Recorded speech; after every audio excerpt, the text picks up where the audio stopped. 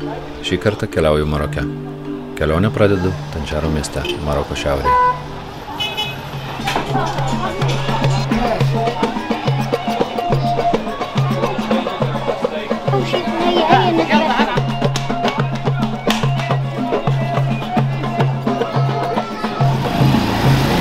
Some Moroccan bags.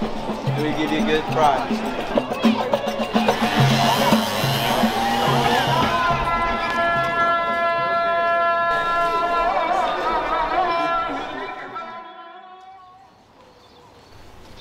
Šioje kelionėje leisiuosi iki Marakešo, kirsiu Atlaso kalnyną ir atsiremsiu į dykumą.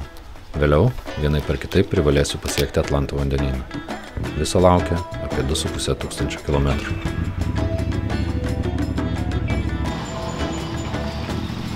Pirmoje kelionės dalyje laikas nuo laiko nardinu save į marokietišką turgų šurmulį ir tokiu būdu tarsi keliu iššūkį vidiniai tylai.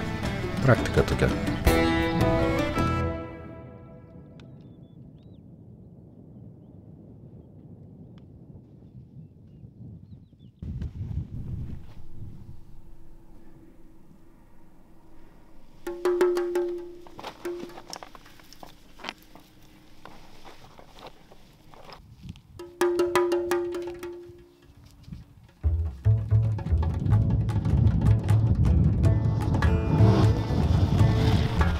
Tuaregai nuo seno užsiėmė prekybą.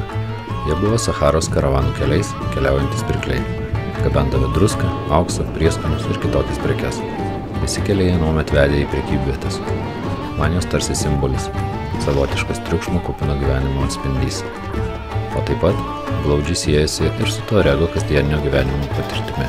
Klajoklis atvyksta į triukšmingą turgų, perka, parduoda, o tada grįžta atgal į kelią ir panyra į absoliučią tylą.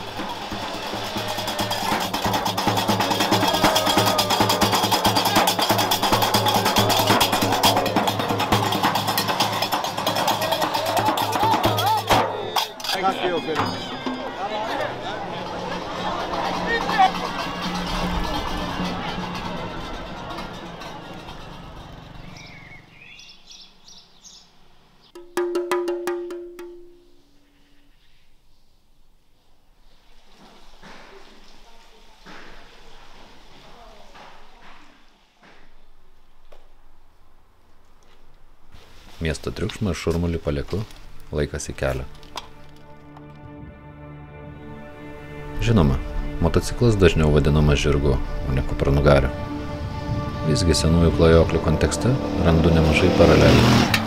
Palieku triukšmingą Marakešą ir neasfaltuotais keliais suku Atlaso kalnų link. Norint pasiekti dykumą, turiu įveikti įspūdingą kalnų grandinę, besidriekiančią per Maroką, Alžyrą, Tunisą. Peizažas vėl pasikeičia, aplink mane atsiveria erdvės ir aukščiai, slėniai ir tradiciniai berberų kaimeliai šlaituose. Mažėja augalijos, todėl kalnai panašėja į mėnulį. Dažnai keliones motociklu lyginu su aktyvia meditacija, juk ilgas valandas keliauju vienas tyloje.